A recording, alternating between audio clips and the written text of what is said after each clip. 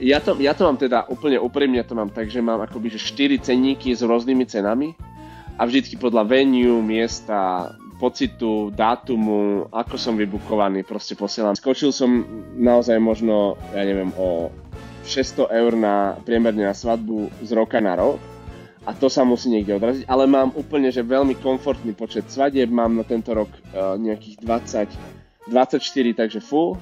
Jak si to povedal, dať im bídu? No, tak toto je akože podľa mňa, že málo kto má akože dobrú prezentáciu tých svojich služieb, že to je väčšinou že totálna katastrofa. Že to je proste v odrážkach, alebo je tam proste, hej, že toto. Že jak dohrajem, tak to jdu změnit z těch odrážek.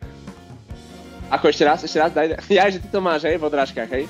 No, ale, dobre, ale vieš, že naozaj, že mne na tých mentoringoch už som tam videl, že všeličo, som si povedal, že to už by som sa len kvôli tomuto neobjednal, vieš, že nejaké emotikony, alebo čo, že proste, že zle, hej?